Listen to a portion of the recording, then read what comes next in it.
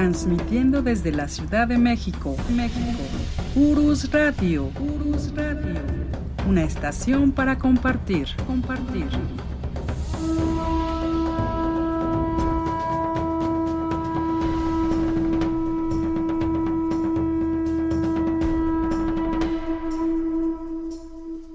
Hola, ¿qué tal amigos de Urus Radio? Aquí estamos con ustedes transmitiendo su programa de la verdadera historia de México. Hoy estamos a 7 de febrero de 2024. Los saludo, pues soy Doris y también está aquí el profesor Francisco Mendoza, que es quien nos narra estas fabulosas historias de nuestro querido y amado México. Yo sé que es un día difícil, un día que no, pues no acostumbramos a transmitir, pero a ustedes, bueno, algunos de ustedes escucharon que el lunes pasado no se podía transmitir debido a la falta de recepción del internet y pues decidimos transmitir el día de hoy. Así que pues gracias a los que se conectaron y saludamos al profesor. Profesor, ¿cómo está? Buenas noches. Con el gusto de estar aquí en nuestra cabina, licenciada, muy buenas noches. Buenas noches a todos nuestros amigos que se conectaron ahorita en un día que no es común, que es miércoles, y que yo estoy un poco confundido, siento que es lunes. No, es miércoles, exactamente. Es miércoles, sí. Así es. Pues ya 11 años transmitiendo los lunes y de pronto transmitir es miércoles, pues es un poquito extraño, pero aquí estamos, amigos. Estamos en deuda con ustedes porque el lunes pasado pues no se pudo.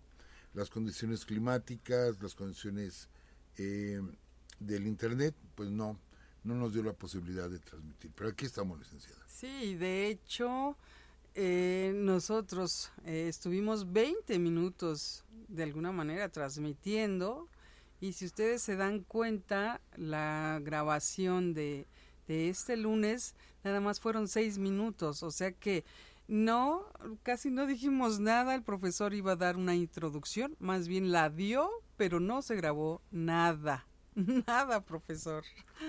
Sí, así es, quedamos de dar esa pequeña introducción al programa de hoy, pero pues no, ya después descubrimos de que no había audio y bueno, fueron muchos problemas, pero aquí estamos, licenciada. Un tema bien interesante y vemos aquí a varios amigos. Sí, pero lo paseado, ¿quién no lo quita, profesor? Sí, ya comentaremos, licenciada, claro que sí.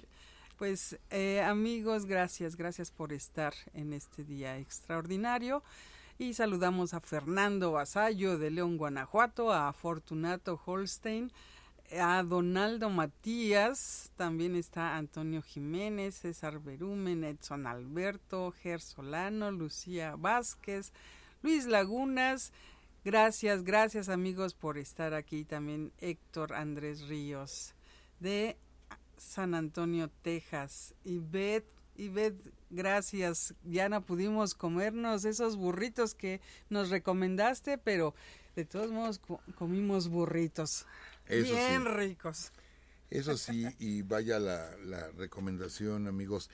Toda nuestra república es bellísima. Yo no digo que no haya lugares bellos en el mundo, creo que todos los países tienen lo suyo, pero México tiene características muy especiales y las vivimos ahora en el estado de Chihuahua. Y la verdad, muchas gracias a todos nuestros amigos, la recepción que nos dieron, el habernos acompañado y su amabilidad. Y bueno, amigos, no se pierdan la oportunidad de ir a Chihuahua. Igual a todo nuestro país, pero caray, Chihuahua nos dejó tantas experiencias, es bellísimo el estado, bellísimo. Y bueno, hicimos ese viaje hasta la ciudad de Los Mochis, conocido como el Chepe. Fuimos en ferrocarril y bueno, no se diga Sinaloa, caray. Todavía hoy en la mañana, bueno, hace rato estábamos en Sinaloa, ¿sí? De hecho estamos regresando a la Ciudad de México y bueno, pues gracias a todos ustedes por estar aquí con nosotros. Y pues continuamos con la serie del Virreinato de la Nueva España.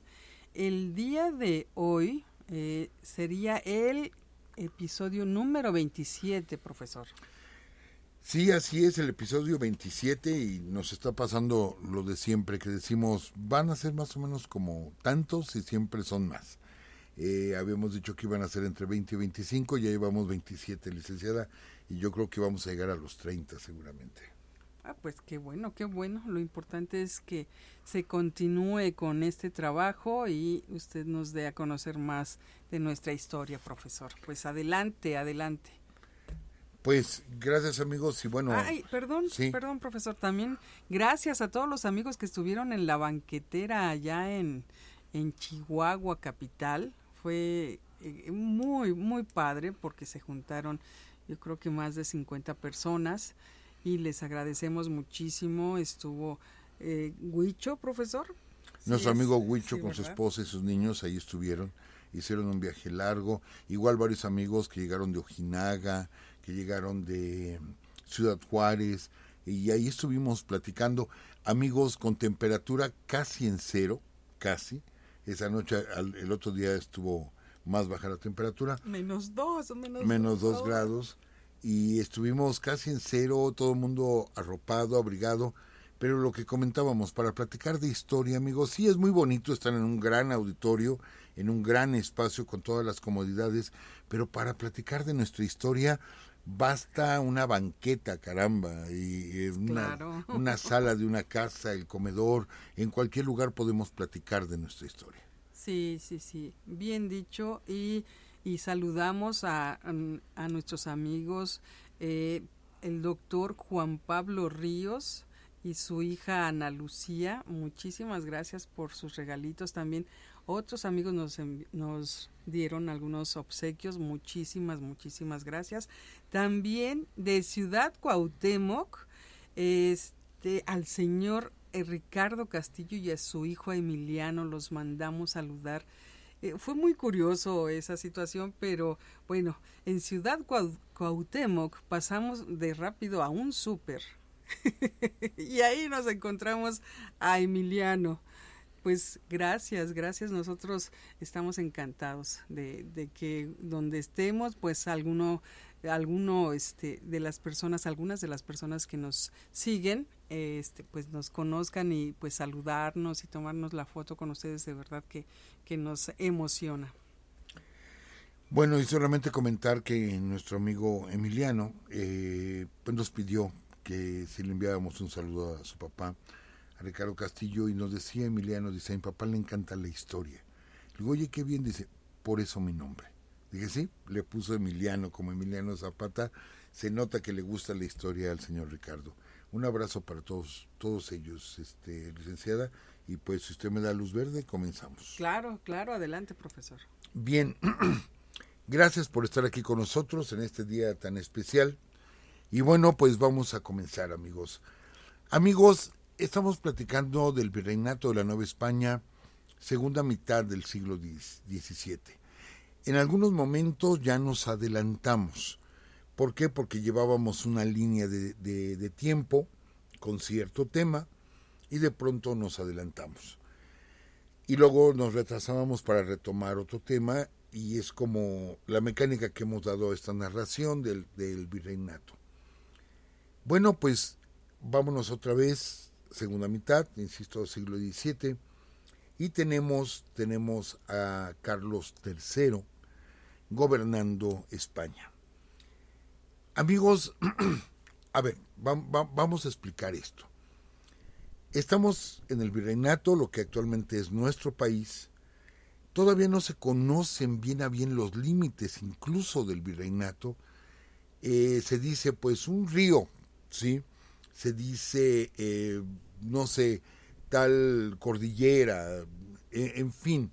Todavía no están bien los límites del mismo virreinato y sabemos, y lo tenemos que decir como es, Europa, varios países de Europa, pues son colonialistas, ¿sí? España, Portugal, Holanda, Francia, Alemania, Inglaterra, son países colonialistas. Entonces, al momento de que se saben del continente americano, ¿sí? Ellos buscan tener propiedades. No olvidemos esta parte, es bien importante, no lo digo obviamente ni con mofa, ni burla, ni nada, pero el clima de Europa no es el idóneo, quizá no es tan noble como nuestro clima, o como el clima que hay en América. Entonces, esto los lleva a buscar el sustento en diferentes latitudes. Por eso al final Colón llegó y Magallanes le dio la vuelta al mundo, bueno, Elcano, etcétera, siempre buscando la sobrevivencia. Pero ya que de pronto encuentran y saben que tienen supremacía por sus instrumentos bélicos, por sus armas, pues empiezan a tomar posesiones. Ya hemos platicado aquí cómo Alejandro VI, el Papa Borgia, divide el continente americano en dos. Dice, lo que se descubra de esta línea para acá le pertenece a Portugal, lo que se descubra de esta línea para acá le pertenece a España. Y dejan a Inglaterra fuera de todo esto. De todos modos, colonos ingleses llegan a la costa este de lo que es actualmente Estados Unidos, forman 13 colonias. Aquí vamos a hacer algunas aclaraciones, amigos, que son importantes para lo que se viene después. Efectivamente, se forman 13 colonias que se definen posteriormente como estados, pero no hablamos de estados como nuestra división política en México, sino estamos hablando que ellos, el concepto que tienen de estado es el de un país, ¿sí? Entonces son 13 naciones que vamos, se les llama estados, pero les repito, no son como nuestros estados. La prueba de ello es que cuando logran su independencia, sí, 12 solamente van a formar una nueva nación.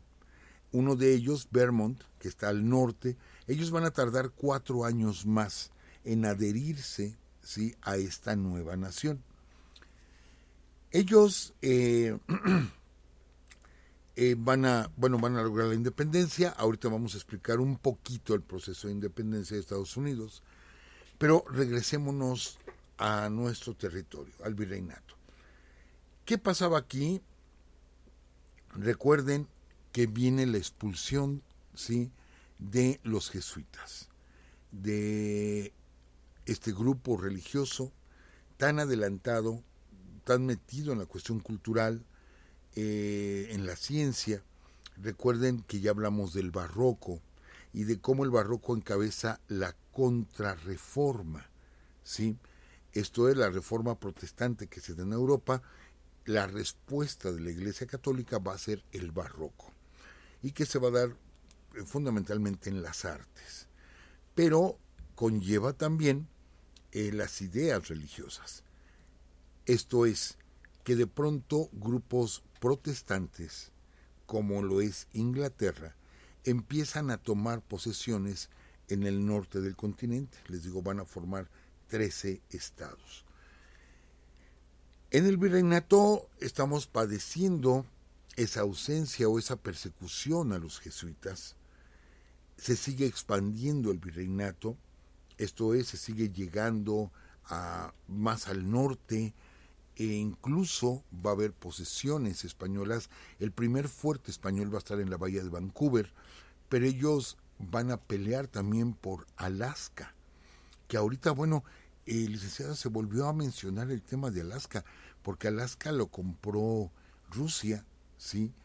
Y bueno, ahorita hay algunos comentarios al respecto de el origen de Alaska, o sea, a quién le pertenecía. Bueno, los primeros que llegaron ahí fueron los españoles, fueron los primeros, pero no tomaron posesión, pero de manera simbólica, no había asentamientos.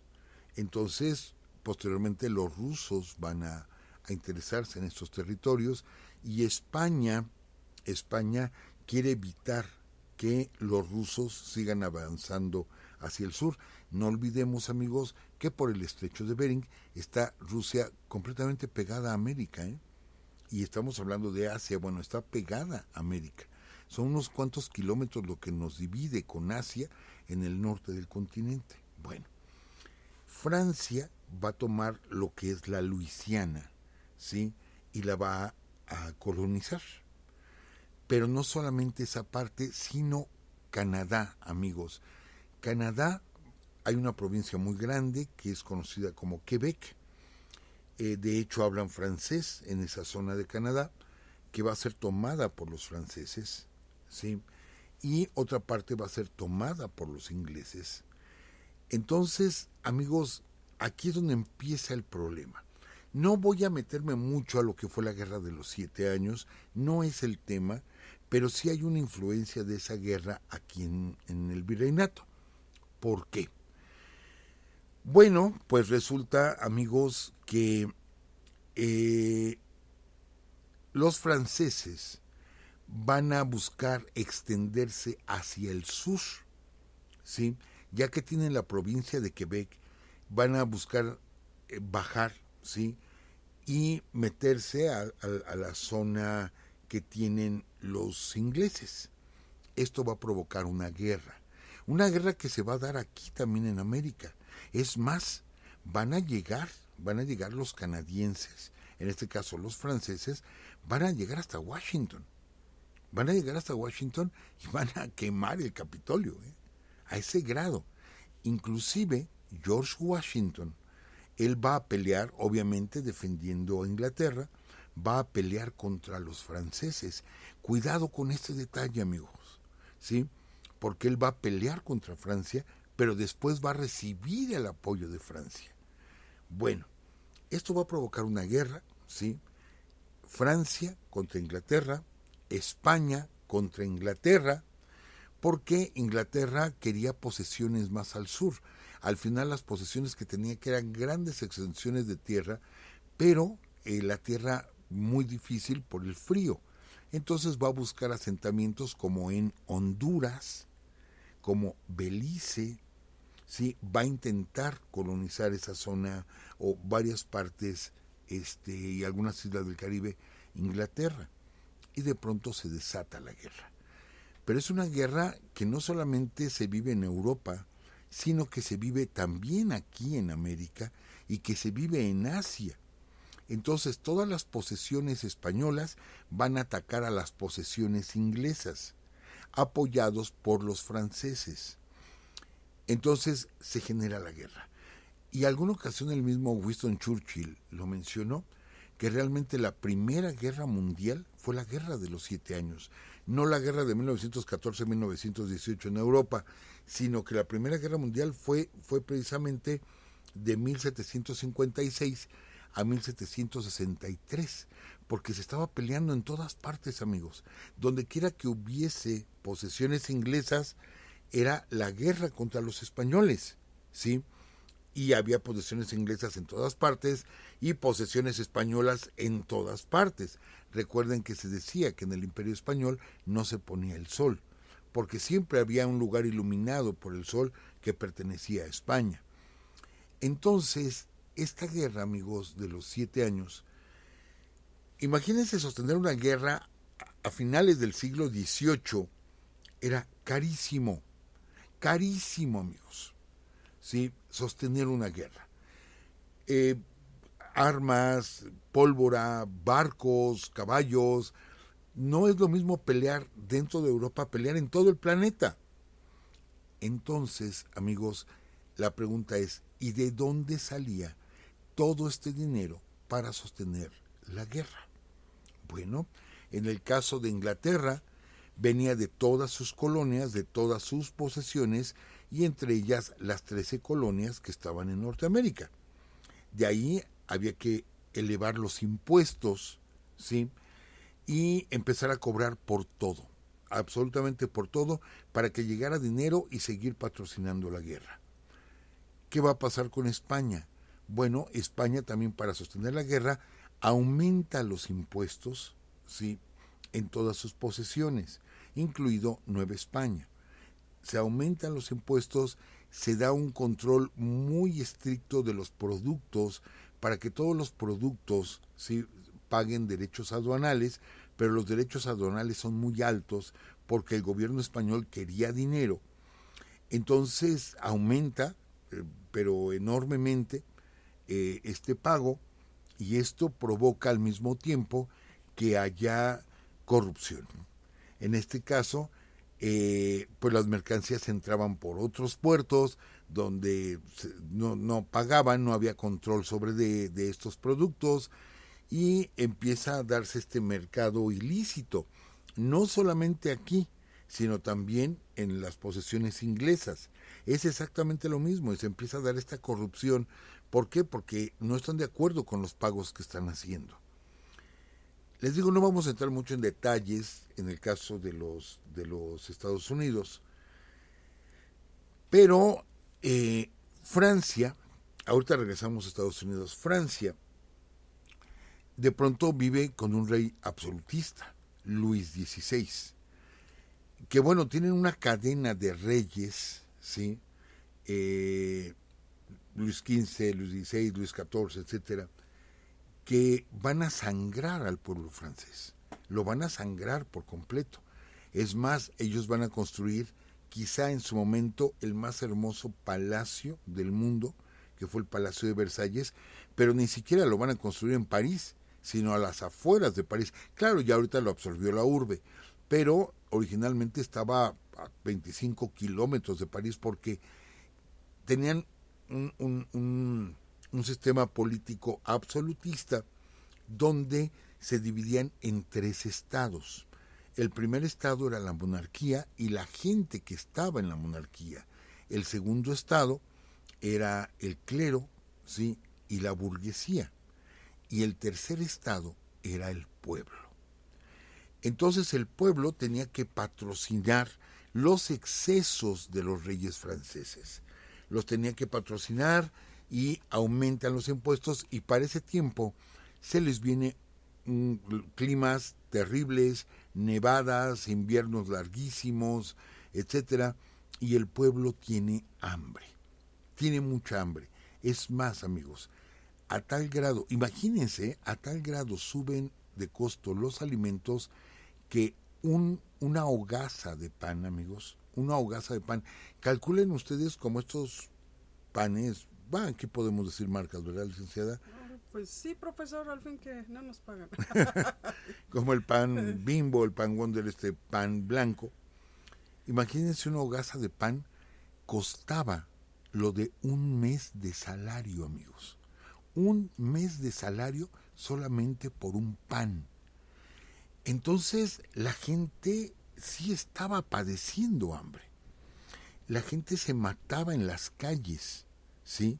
Por conseguir comida. Y aparte el invierno crudísimo, y la gente buscando de alguna forma encontrar qué comer. Amigos, yo quiero hacer esta mención. Quizá algunos de ustedes no estén de acuerdo, mis respetos, sí, pero tengo que hacer esta mención.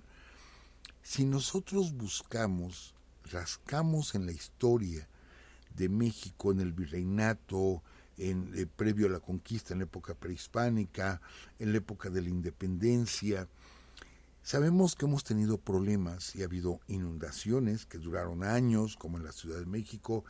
Sobre todo tuvimos muchas epidemias, muchas enfermedades, es cierto, pero nosotros, amigos, nunca hemos tenido una hambruna. Nunca.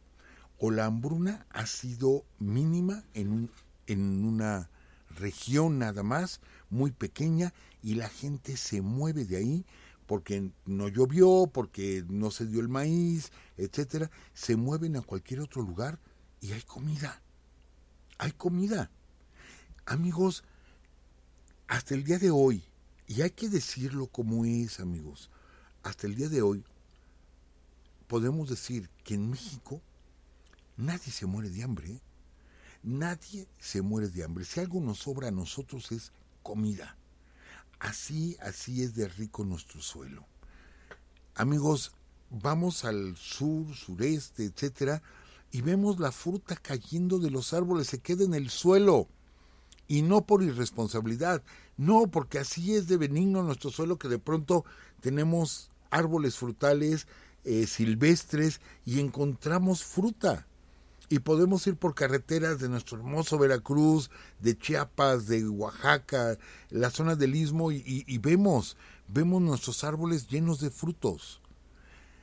Amigos, nosotros no hemos tenido una hambruna y sabemos que se han pasado hambrunas en África, en el sur de Asia, ¿sí? La gente padece de hambre. Aquí no. Hemos tenido enfermedades, sí, enfermedades terribles. Hemos tenido pobreza, sí, hemos tenido pobreza. Pero hambrunas, revisen en la historia. Les repito, son solamente locales, que en alguna ocasión no llovió y que de pronto hay problemas en Tlaxcala o hay problemas en Morelos porque falta grano, etcétera, pero muy locales. Pero hablar de un país que esté, ¿sí?, muriéndose de hambre, no lo hemos vivido nunca. Y les repito, hasta el día de hoy, perdón por la expresión, pero hasta un indigente se acerca a un puesto de comida y le dan de comer. En México nadie se muere de hambre, amigos. Tenemos alimentos. De veras, tenemos alimentos.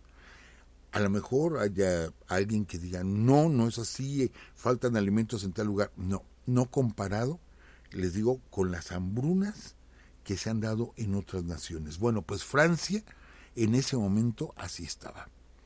Francia estaba muriéndose de hambre y con un invierno terrible, pero así, terrible.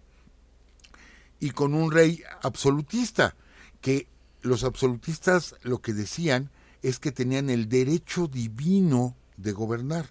Al decir el derecho divino, estaban hablando de que Dios mismo los puso ahí. Dios les dio ese lugar, los puso ahí para gobernar. Entonces tenían la bendición de quien representaba a Dios en la tierra, que era el Papa, ¿sí? Y los había puesto ahí para gobernar. Y ellos sentían ese derecho divino. Ajá.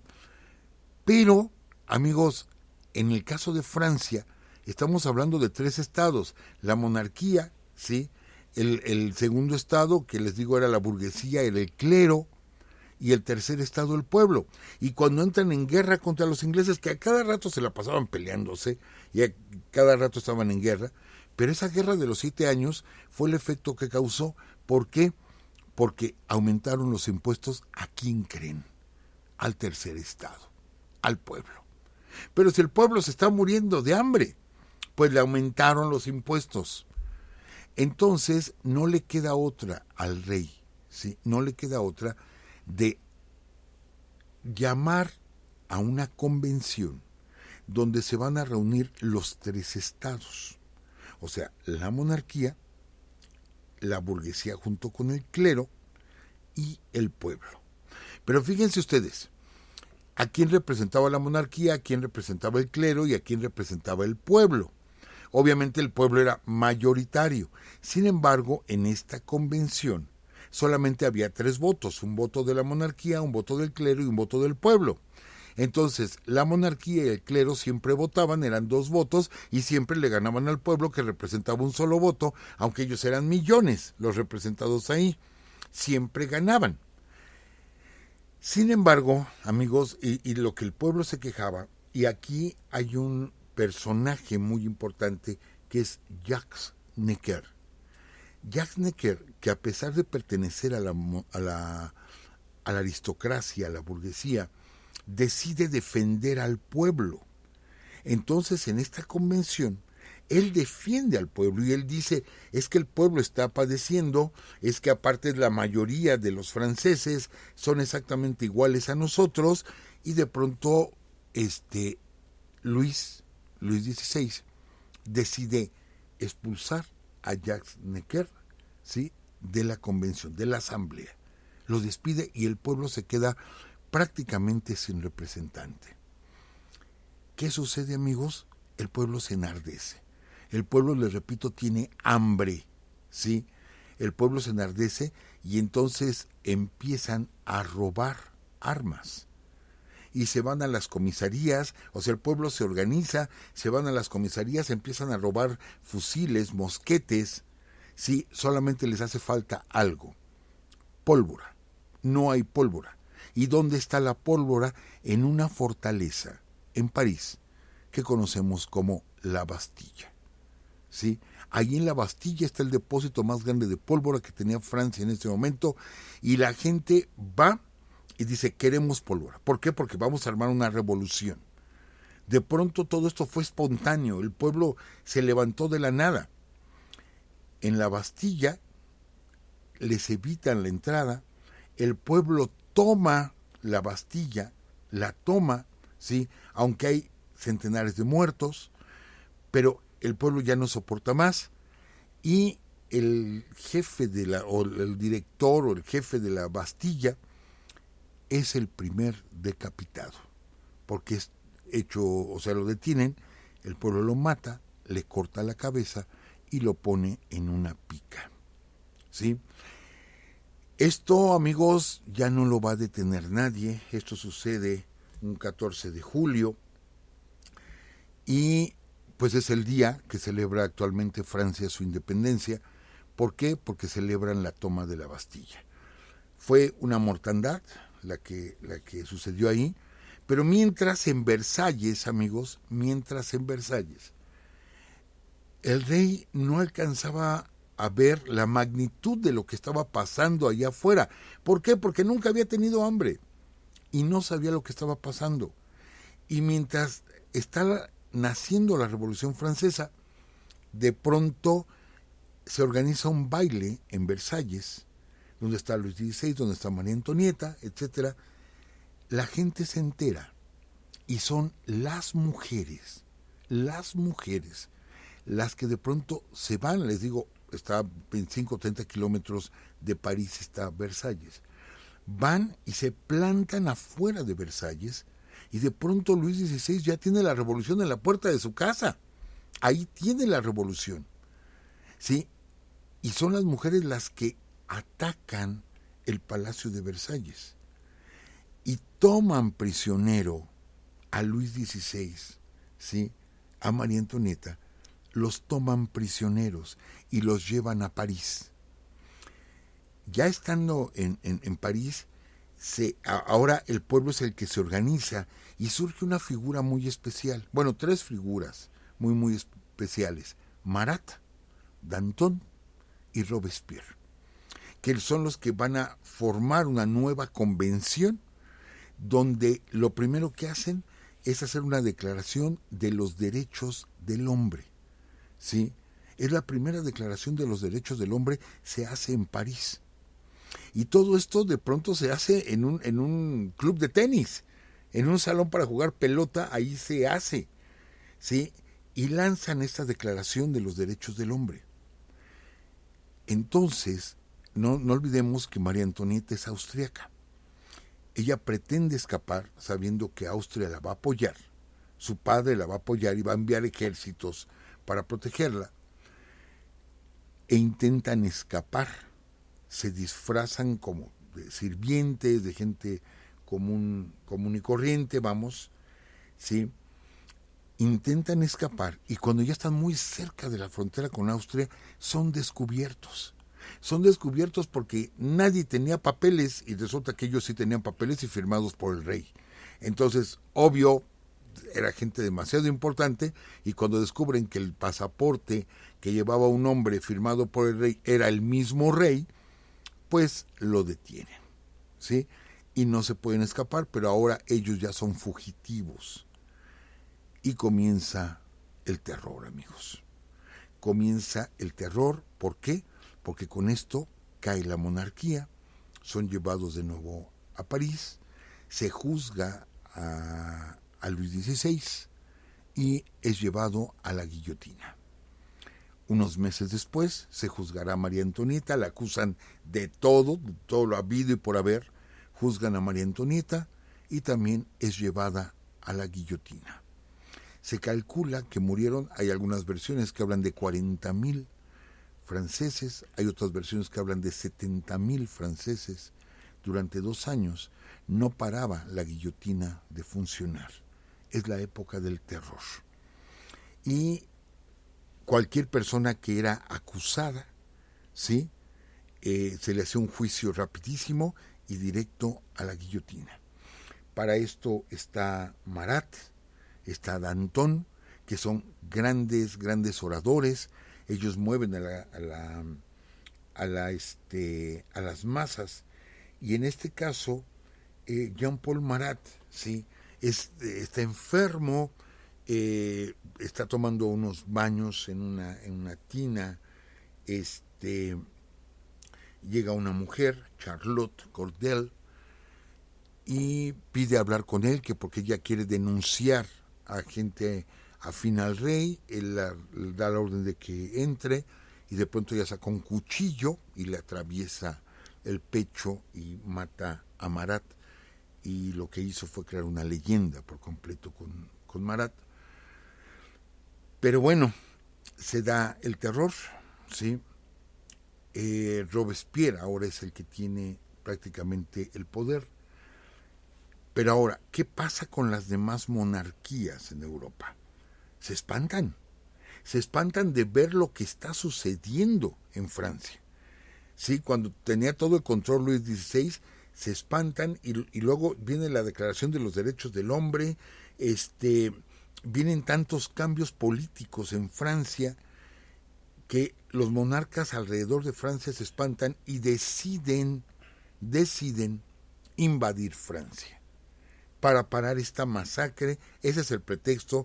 Realmente lo que quieren es volver a la monarquía, volver al viejo sistema. La convención es quien controla Francia.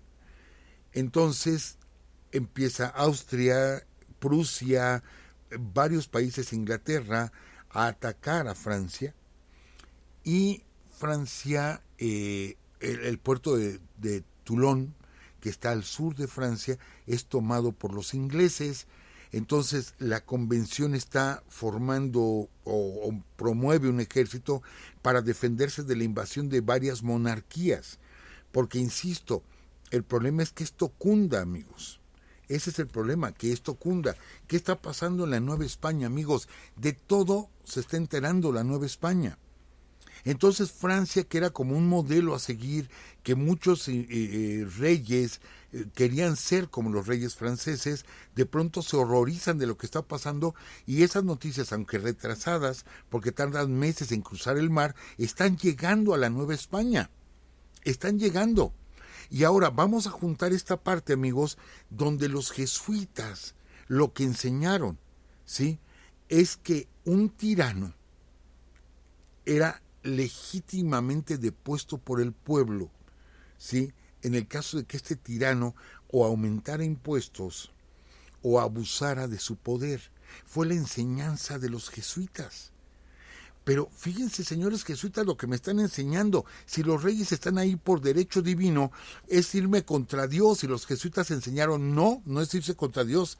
Es un derecho que tienen los hombres, ¿sí? Y aunque están los reyes tienen que respetar a los hombres. Hablando de ambos géneros, obviamente. Tienen que respetar. Entonces, lo que tanto miedo tenía Carlos III de que estas ideas de la Compañía de Jesús se reprodujeran, llegaran a la gente y se dieran cuenta de quiénes eran los reyes absolutistas, pues de pronto ahí están. La prueba es Francia. Llevaron a Luis XVI y a María Antonieta a la guillotina, entre decenas de miles que murieron decapitados. Entonces, caray, es cierto lo que me están diciendo. Es cierto. Y se empieza a comentar aquí en el Virreinato de la Nueva España. La gente estaba como diciendo, oye, pues si Carlos III no es una blanca paloma, y los franceses se están levantando y están cambiando a su país, ¿sí? ¿Y nosotros qué? Y aquí también nos suben los impuestos, ¿eh? Y aquí también hay monopolios, no se pueden vender productos que no sean de origen español. Se están llevando nuestras riquezas. Es más, ¿alguna vez ha venido algún rey español a esta tierra? Jamás, no. Vienen los virreyes, pero un rey jamás ha venido. ¿Y por qué tenemos que estarle dando a este señor y sostener una corte como la que tenían los franceses? Una corte donde todo era superfluo, todo era banal, sí, y todo era la moda que utilizaban y los vestidos, la colección de vestidos de María Antonieta era impresionante, colección de vestidos y zapatos, ¿no? Entonces, amigos, esas ideas se empiezan a comentar en las tabernas, en las casas, ¿sí? En las haciendas, en las minas, comienza a simbrarse el virreinato. Y Carlos III está espantado de lo que está pasando. Por eso les digo, Carlos III había expulsado a la Compañía de Jesús. No estoy diciendo que la Compañía de Jesús haya sido los responsables de la Revolución Francesa. No, amigos. No, no es como tal. De hecho, esas ideas, ¿sí?, van a venir de Inglaterra, amigos. Otra vez el pleito con Inglaterra, y de Inglaterra van a venir esas ideas que van a influenciar la Revolución Francesa. Los ingleses obviamente se estaban lamiendo los bigotes como los gatos, como diciendo, está cayendo Francia, está cayendo Francia, uno de mis grandes enemigos. Y entonces ahora voy a poder tomar Francia, me voy contra la convención, ¿sí? Y efectivamente contra España están peleando el Peñón de Gibraltar, están peleando Menorca, están peleando varias posesiones. Y de pronto vamos a dejar en esta parte esta historia. El puerto de Toulon es rescatado por un militar prácticamente desconocido, que de pronto va a llegar, va a armar la artillería, va a acomodar los cañones, se va a enfrentar contra la flota inglesa y va a expulsar a los ingleses de Francia, de la parte sur. Los va a expulsar Napoleón Bonaparte. Y Napoleón, sí, se convierte en un ídolo porque es el que defiende Francia y se convierte en un ídolo Napoleón Bonaparte. Estamos hablando de 1799, ¿sí? Pero bueno, regresémonos un poquito, amigos, porque esto se pone intenso. ¿Qué es lo que pasa en América? Bueno, pues sucede que igual los ingleses están sosteniendo guerras, ¿sí? Están exagerando en el cobro de impuestos, ¿sí? Y de pronto, con un pretexto de arrojar un barco que venía cargado con té de Inglaterra. Como tenían el monopolio del té, no se podía producir té en América, lo tenían que comprar directamente a los ingleses. Entonces unos soldados se visten de indios, recuerden que no lo digo peyorativamente, se visten de indios, sacan el té del barco y lo arrojan al mar. Y comienza la lucha, ¿sí?, entre los ingleses y los colonos. Pero los colonos, amigos, estamos hablando de 1776, poco antes de la Revolución Francesa. Los colonos están pidiendo, ¿sí?, que se les trate justamente, que no se les considere como ciudadanos de segunda. Jorge III, que es el rey de Inglaterra, no tiene consideraciones contra los colonos. Los colonos se organizan y empiezan a luchar contra el ejército inglés. Va a haber varias batallas. La primera batalla se va a dar en un lugar que se conoce como Lexington, que después la capital de Kentucky llevará el nombre de Lexington, pero no fue ahí la primera batalla, sino fue en la costa. Y va a haber varias batallas, la batalla de Saratoga, la batalla de Yorktown, y son los colonos los que van a derrotar a los ingleses, pero apoyados, ¿sí?, por Francia y por España. ¿Qué estaba buscando Francia y España?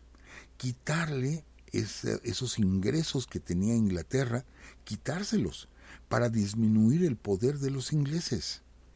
Entonces viene la revuelta, se hacen dos convenciones continentales, ellos así lo manejan como convenciones continentales. La primera de ellas es el 4 de julio de 1776.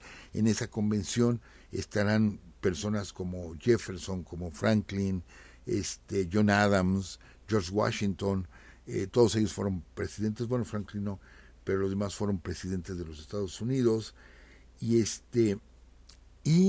van a conseguir su independencia. ¿Por qué? Porque los ingleses pierden, pero están en guerra con Francia, están en guerra con España, entonces, y todavía la guerra con los colonos norteamericanos, los ingleses se retiran hombres que estaban en la lucha, se los llevan a Europa, ¿sí? Y forman una nación, en este caso con 12 estados, que después se va a unir, les digo, Vermont, que está al norte, y van a ser 13 estados, que son repúblicas. Ellos se autonombran como estados, pero con esa forma de república. Son 13 países, ¿sí? Les digo, pero ellos se nombran estados, y por eso van a tomar ese nombre, Estados Unidos de Norteamérica. Y viene la guerra, o sea, ellos en la convención así se nombran, y viene la guerra que ellos van a ganar. No fue fácil para ellos ganar la guerra, pero llegan los franceses, ¿sí? Aquí hay un personaje bien interesante, el Marqués de Lafayette, que bueno, va a pelear varios frentes y pues va a estar del lado de los norteamericanos, y al final los ingleses se tienen que retirar y se forma una nación independiente con 3 poderes. Ojo, amigos, 3 poderes. Acuérdense que estamos hablando de reyes absolutistas que tienen todo el control. Y de pronto aquí en América se forma una nación que dice, aquí va a haber 3 poderes: un poder legislativo, un poder ejecutivo y un poder judicial.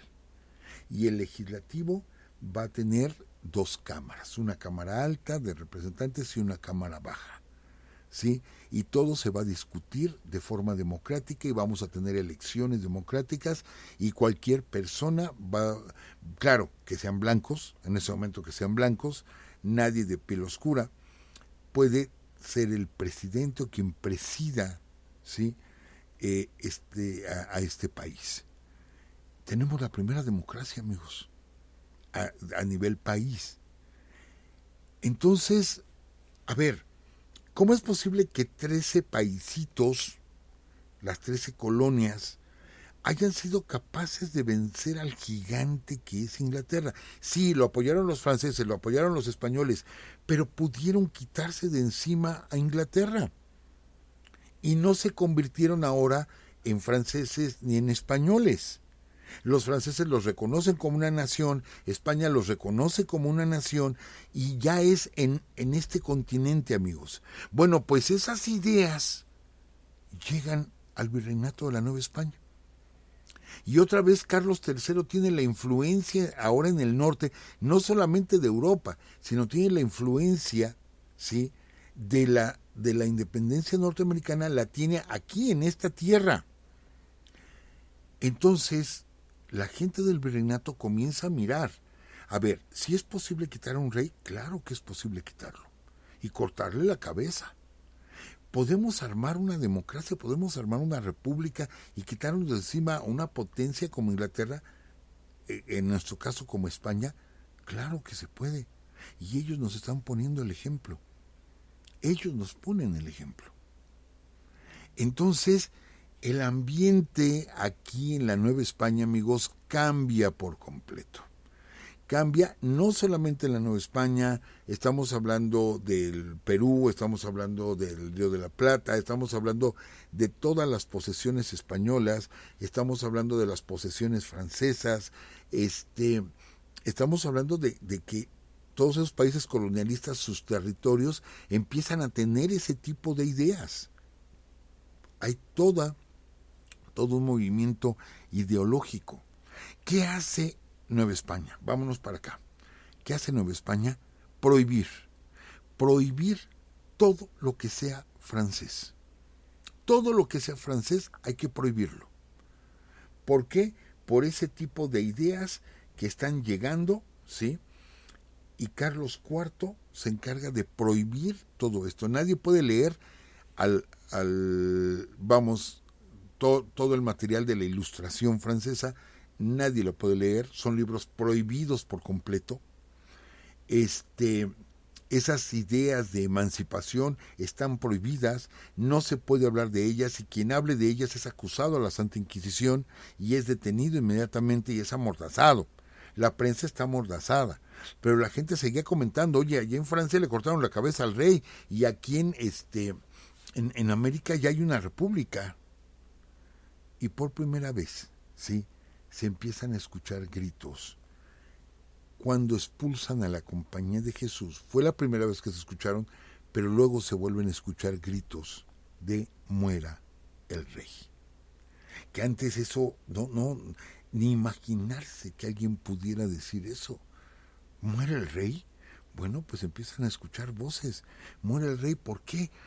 Porque en México, bueno, en la Nueva España, se vivía con esa opresión, se vivía con esa esclavitud disfrazada, los peones en las haciendas, los trabajadores en las minas, se vivía, aunque comentábamos acerca de las castas, no era como oficial la cuestión de las castas, pero existía, y existía la discriminación, claro que existía.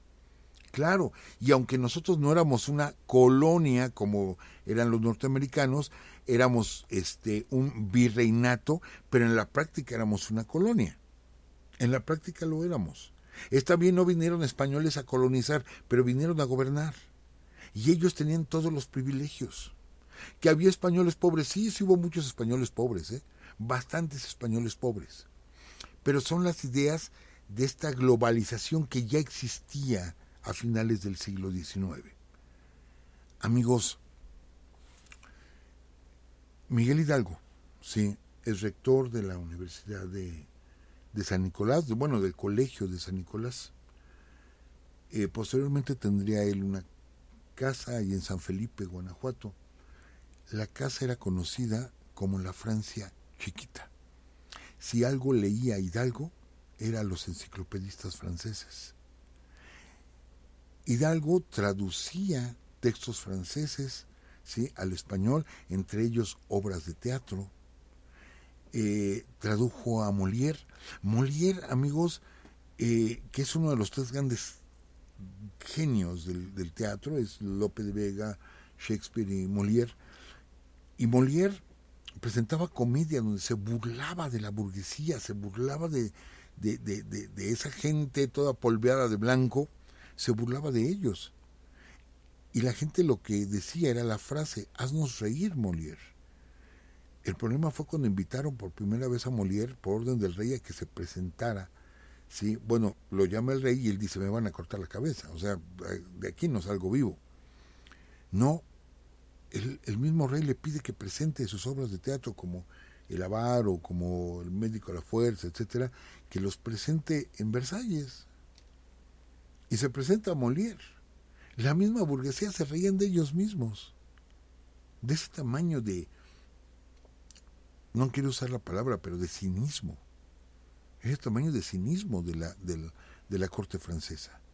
Bueno, pues esos textos los traducía Miguel Hidalgo. Amigos, con esto nos cambia un poquito esa imagen que tenemos de ese Hidalgo anciano, de ese Hidalgo bonachón.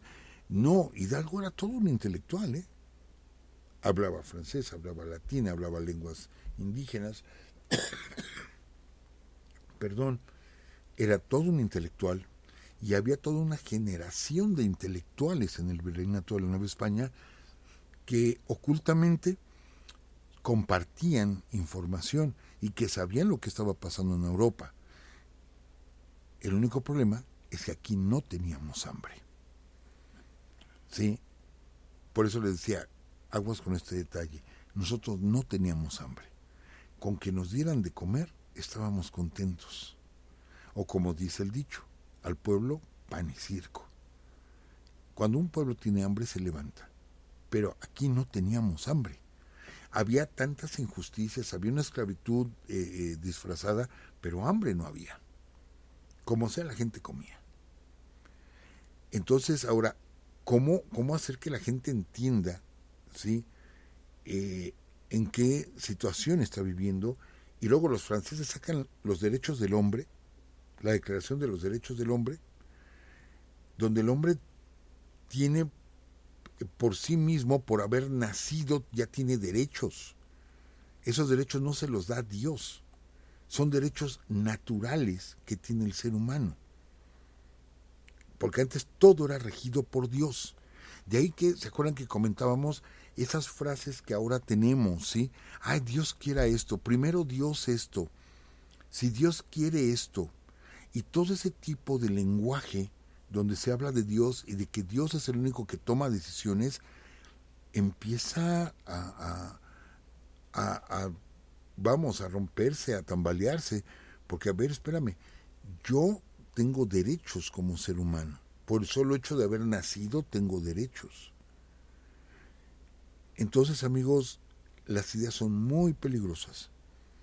Hay quien dice, y tienen razón, que una pluma, ¿sí? Puede ser más mortal que un cuchillo. Y este fue el caso, amigos. Las ideas empiezan a llegar a la Nueva España. Y la Nueva España se empieza a inquietar, ¿sí? Expulsan a la Compañía de Jesús, que al final tenían razón en lo que ellos enseñaban. Estamos viendo en qué situación vivimos, todas nuestras riquezas se las está llevando España para sostener sus guerras, y allá en España pues tienen una corte pues similar a la que tienen los franceses. Sin embargo, los franceses, ellos ya le cortaron la cabeza a su rey, ¿sí? Lo que ellos no se esperaban es que Napoleón Bonaparte va a tener tanta fama, va a ser apoyado tanto por el pueblo, que mediante un golpe de Estado se va a apropiar de toda Francia. Y él solo se va a coronar y se va a convertir en emperador. Pareciera que toda la revolución, ¿sí?, no hubiera servido, porque salen de un rey absolutista a un emperador. Entonces Napoleón, que al principio tenía como la admiración de todos, como el ejemplo de todos, ¿sí?, Napoleón ahora se convierte casi en el anticristo, odiado por muchísima gente, pero admirado también por muchos, y hasta el día de hoy sigue siendo admirado, y está su tumba y la gente la sigue visitando, la tumba del gran Napoleón. No vamos a meternos en la vida de Napoleón, nada más quiero hacer esta referencia por lo que se viene después, amigos. Vamos a dejar aquí 1799, nos vamos a regresar la próxima semana un poquito a otros temas que tenemos que hablar, para después regresar a Napoleón. Vamos a narrar brevemente qué fue lo que hizo, ¿sí?, y cómo estaban esperando aquí desde 1808, 1807, 1808, la llegada de Napoleón a América, cosa que nunca sucedió. La estaban esperando, o la llegada de los ingleses, por toda esta problemática, estas venganzas entre Francia, España e Inglaterra. Y se va a formar un grupo en Jalapa, donde va a haber gentes como Agustín de Iturbide, como Allende, como Aldama, que se van a reunir, se van a conocer con este tipo de ideas, amigos. Entonces vemos cómo se empieza a gestar algo que ya nadie iba a poder detener, nuestra independencia. Pero todos estos detalles, licenciada, pues vamos a platicar posteriormente. Muy bien, gracias, profesor. De hecho, fue súper ilustrativa esta plática. Muchísimas gracias. Muy importante conocer esa influencia que nos llegó precisamente para que se diera un cambio aquí en la Nueva España. Y pues gracias también a todos ustedes, amigos, gracias por estar con nosotros un miércoles con sabor a lunes, que nos dice nuestra amiga Ivette, y sí es cierto. Gracias por acompañarnos, y gracias por compartir también su tiempo con nosotros. Y pues nos vamos amigos, nada más comentar algunas cositas. Sí, profesor. Bueno, estoy leyendo así rápido los comentarios de nuestros amigos. Nos dice Alejandro Castañeda, creo que sí. No, se movió el comentario, licenciada. Sí, a ver. Él es el que está, creo que arribita. Dice, aquí está, hay materia para alimentar, nos dice nuestro amigo Alejandro Castañeda, pero los recursos no son distribuidos de manera equitativa.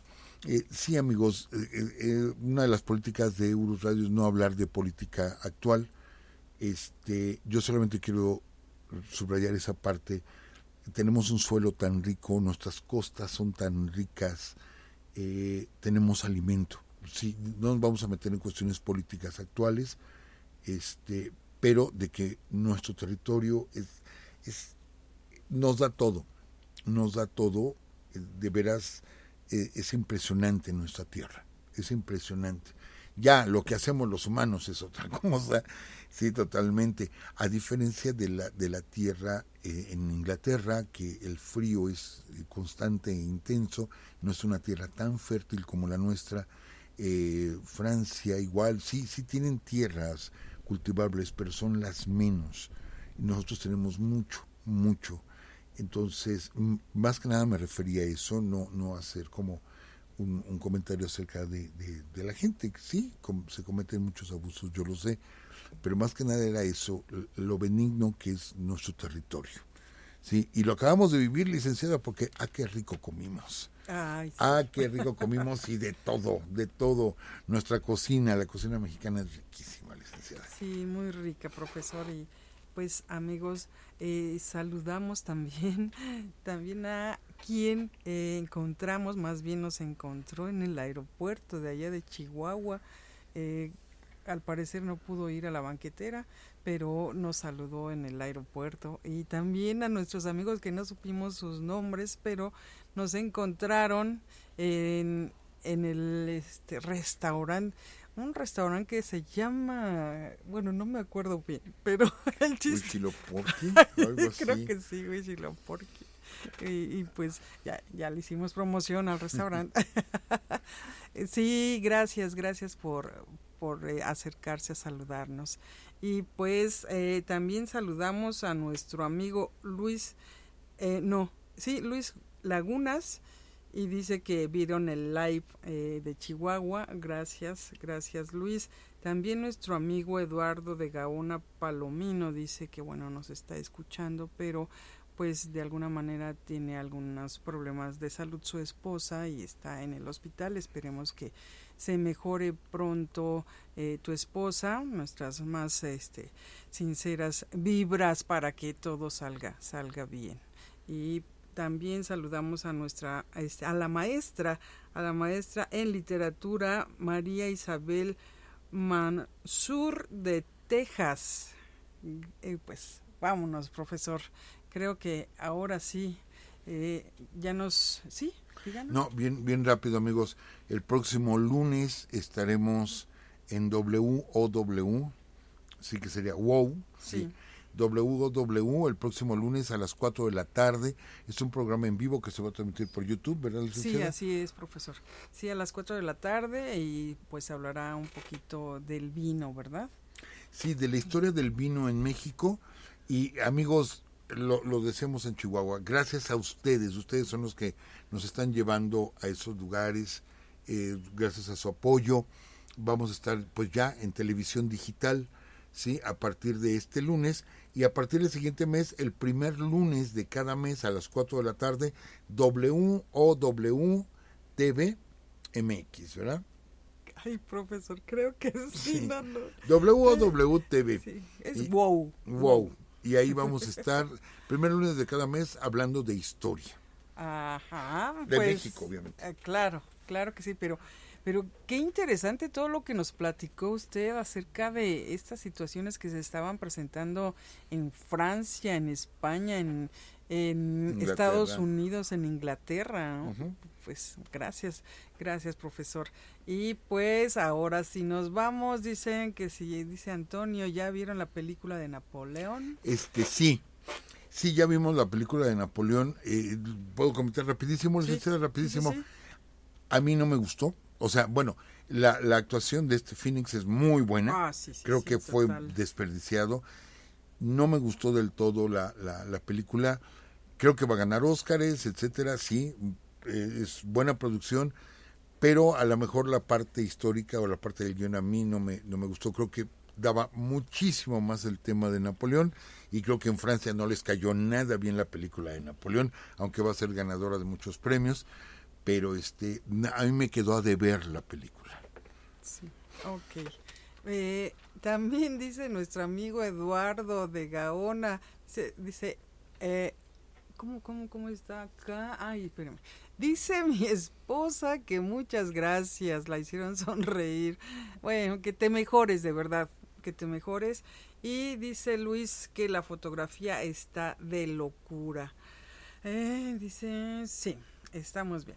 Y nada más saludamos también a Miguel Morales, a Felipe Aparicio, que me lo encontré en un curso aquí en la Ciudad de México. ¿Dónde fue? Bueno, en la Ciudad de México. Sí, en la Ciudad de México fue aquí.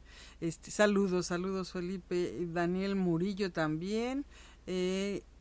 También saludamos a Pablo Castro y a Nancy Valle, a Joel Chávez Villalba. Él nos dice que que si nos puede escribir, y si puedes escribir a nuestro correo, por favor. Creo que ya lo habíamos comentado, pero pues gracias. Sí. Y bien rápido, es que siguen haciendo nuestros amigos comentarios de la película.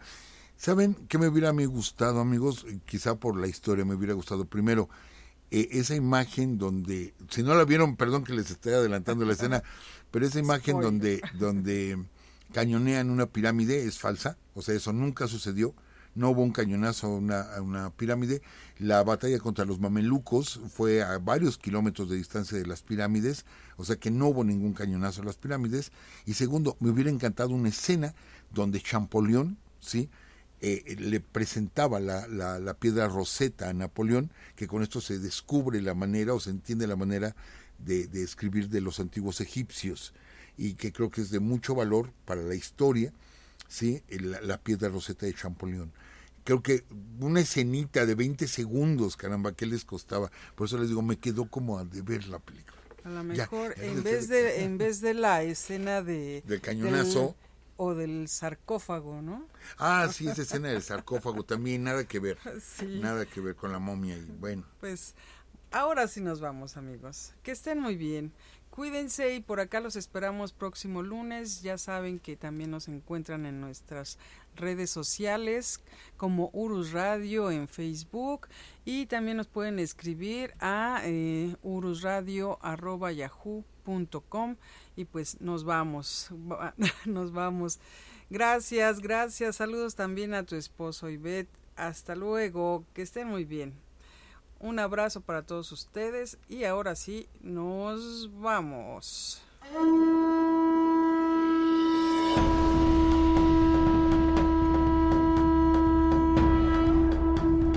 Esta fue una transmisión más de Urus Radio. Los esperamos el próximo lunes a las 10 de la noche. Hasta entonces.